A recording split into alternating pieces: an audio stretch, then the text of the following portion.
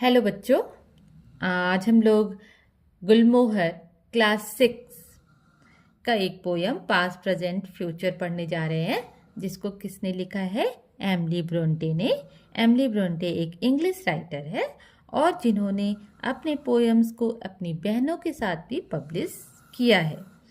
इनका pen name जो है वो एलिस बेल है। पोएम पढ़ने से पहले यहाँ आपके बुक में कहा गया है कि बिफोर यू रीड आप इन वर्ड्स को देखो, यस्टरडे, टुडे, टुमारो।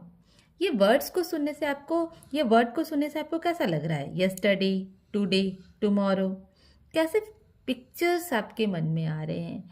कोई फ्रेज आ रहा है या कोई सॉन्ग आ रहा है? इसको आप अपने क्लास में उसको बताओ, इन वर्ड्स को सुनने से कैसा लग रहा है। आइए अब हम लोग एक बार पोएम रीड कर लेते हैं। Tell me smiling child, what the past is like to thee, an autumn evening soft and mild, with a wind that sees mournfully. Tell me, what is the present hour? A green and flowery spray, where a young bird sits gathering its power to mount and fly away. And what is the future, happy one? A sea beneath a cloudless sun, a mighty, glorious, dazzling sea, stretching into infinity. बहुत ही खूबसूरत poem है। Emily Bronte जो है एक बच्चे के साथ वार्तालाप कर रही है और वो किस बारे में उस बच्चे से पूछ रही है कि आप बताओ कि आपको पास्ट कैसा लगता है, आप बताओ कि आपको प्रेजेंट कैसा लगता है और फ्यूचर के बारे में आप क्या सोचते हो। चलो एक बार हम लोग देखते हैं कि एमिली किस तरह से पूछती है और बच्चा भी कितनी खूबसूरती से जवाब दे रहा है। टेल मी स्माइलिंग चाइल्ड, मुझे बताओ मुस्कुराते हुए बच्चे। What the past is like to thee, अतीत तुम्हारे लिए कैसा है। यहाँ पे जो दी है वो पुराने समय में बहुत ही फैसिनेट होता था कि यू की जगह हम लोग दी का यूज करते थे, तो एमिली ने उसी को यूज किया है। पहले के लिए पास्ट की बात भी पूछ रही है, इसीलिए पहले यू के लिए दी का यूज होता था, तो एमिली ने इसको यूज करने को सोचा है अपने पोयम में। अतीत तुम्हारे लिए कैसा है। अब एक छोटा बच्चा कैसे जवाब दे रहा है? An autumn evening soft and mild with the wind that sighs mournfully. बच्चा कह रहा है कि शरद ऋतु की तरह है। शरद ऋतु की एक शाम नरम और सौम्य है, एक शोकपूर्ण आहें भरती हुई हवा के साथ। मतलब कि उसमें सुख और दुख दोनों की बातें बताई गई है। ऑटोमन इवनिंग में बताया गया है कि वो एक ऐसा शाम है ना, शरद ऋतु का एक ऐसा शाम जो सॉफ्ट है, नरम है, सौम्य है। यहाँ पे ये उनकी खुशी को बताना चाह रहे हैं। और वहीं पे सीज मतलब क्या होता है? विलाप, है ना। तो विलाप के साथ, दुख के साथ जो है एक शोकपूर्ण हवा भी साथ में है। मतलब हमारे अतीत में खुशी और दुखी दोनों ही होते हैं, तो उसी को उन्होंने प्रेजेंट किया है। अब आइए हम लोग देखते क्या कह रहे हैं नेक्स्ट में। Tell me what is the present hour. अब वो बोल रही हैं कि बताओ प्रेजेंट आवर क्या है तुम्हारे लिए। क्या बोलता है बच्चा? A green and flowery spray. Spray का क्या मतलब होता है? एक ऐसे पेड़ की एक शाखा, है ना, पेड़ की एक शाखा जिसमें बहुत सारे ग्रीन ग्रीन लीव्स है और बहुत सारी फूल है, तो उसको हम लोग स्प्रे कह रहे हैं। A green and flowery spray where a young bird sits gathering its power. Present को उन्होंने यंग बर्ड से दिखाया है कि एक यंग बर्ड जो है एक स्प्रे में, जिसमें बहुत सारे ग्रीन लीव्स और फ्लावर्स है, उस पर बैठी हुई है ना। और वो क्या कर रही है? अपने पावर को इकट्ठा कर रही है। किस लिए? एक ऊंची उड़ान के लिए। उड़ जाने के लिए, आसमान में, खुले आसमान में उड़ जाने के लिए।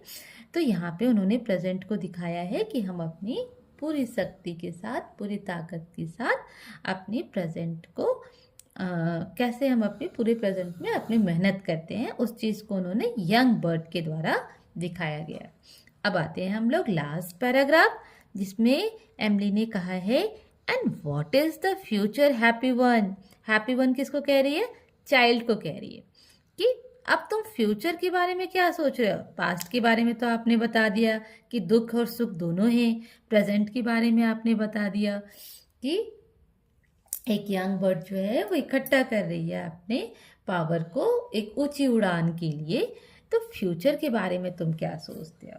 अब फ्यूचर के बारे में बच्चा कैसे जवाब देता है? अ सी beneath a cloudless sun, a mighty glorious dazzling sea stretching into infinity। यहाँ पे बच्चा कह रहा है कि बादल रहित सूरज के नीचे एक समुद्र है। बादल रहित इसलिए कहा गया है क्लाउडलेस कि अगर हम लोग प्रेजेंट में अच्छे मेहनत करते हैं तो जो हमारा फ्यूचर होता है वो क्लाउडलेस होता है, तकलीफ उसमें नहीं होता है, साफ होता है, क्लियर होता है ना। तो क्लाउडलेस सन के नीचे एक विशाल समुद्र जो कैसा है? शक्तिशाली है, शानदार है, चमकीला है। समुद्र जो अनंत तक फैला हुआ है, मतलब कि बहुत सारी हमारी संभावनाएं, हमारे फ्यूचर में बहुत सारी संभावनाएं होती है, बहुत ही विशाल होता है जिसका कोई अंत नहीं होता है। अगर हम लोग अपने प्रेजेंट को अच्छे से जीते हैं तो हमारे फ्यूचर में बहुत सारी संभावनाएं होती है। तो एक बहुत ही अच्छे पोयम को एमली ने लिखा है और बच्चे ने बहुत ही अच्छे से उसको प्रेजेंट भी किया है। आप सोचो कि आपसे कोई पूछ रहा है कि पास्ट के बारे में क्या सोचते हो, प्रेजेंट के बारे में क्या सोचते हो, फ्यूचर के बारे में क्या सोचते हो, तो आप कैसे जवाब करोगे? आप अपने फ्रेंड्स के साथ क्लास में ये बातें कर सकते हो। अब आते हैं हम लोग the old fascinated use you. मैंने आपको बताया कि पहले के समय में यू के लिए हम लोग दी का यूज करते थे। अब क्या है? माउंटफुली, है ना, इन अ वेरी सैड वे, बहुत दुखद तरीके से। ठीक है।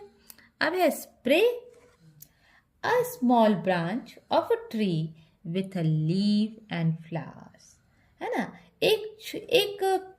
एक पेड़ में एक छोटी सी शाखा जिसमें पत्ते और फूल दोनों ही हैं। अब है माउंट, गो अप, ऊपर जाओ। ग्लोरियस मतलब क्या हो गया? Glorious, very beautiful. Dazzling, dazzling है बहुत ही उज्जवल और आकर्षक, है ना, वेरी ब्राइट। अब है हमारे पास एक last word, infinity, a distance too great to be calculate to reached. मतलब क्या है कि इतनी बड़ी दूरी जिसकी गणना करना या उस तक पहुंचना असंभव है ना। जिस इन्फिनिटी किसके लिए यूज़ किया गया था? हमारे फ्यूचर के लिए, सी के लिए यूज़ किया गया था कि बहुत सारी संभावनाएं हैं। अब समरी में हमें क्या बता रहा है? समरी में हमें ये बता रहा है कि यह कविता जो है एक कवित्री के द्वारा लिखा गया है और जो एक बच्चे से कवित्री और बच्चे के बीच के संवाद के रूप में ये कविता लिखा गया है कि कवित्री जो है बच्चे से पूछती है और बच्चा जो है उसका आंसर करता है। इनके बीच का संवाद है जहाँ पे कवित्री बच्चे से पूछती है कि अतीत, वर्तमान और भविष्य का उनके लिए क्या अर्थ है एक बच्चे के लिए। तो बच्चा जो है प्रत्येक के लिए एक सुंदर छवि के साथ उत्तर देता है। ये हमारी समरी है। तो आप समरी भी लर्न कर लीजिएगा। कभी कभी क्वेश्चन में समरी भी पूछ लिया जाता है कि पोयम का समरी क्या है, अपने वर्ड्स में लिखो। तो आप इसको बहुत ही अच्छे तरीके से लिख सकते हो। मैं इसका क्वेश्चन आंसर भी आपको लिख करके बता दूंगी।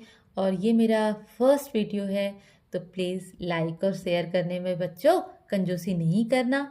और साथ में आपको कोई भी चीज़ अगर नहीं समझ में आ रही है तो आप पूछ लेना और वीडियो भी पॉज करके आप देख सकते हो, इसको पढ़ने की कोशिश कर सकते हो। ओके बेटा, बाय बाय।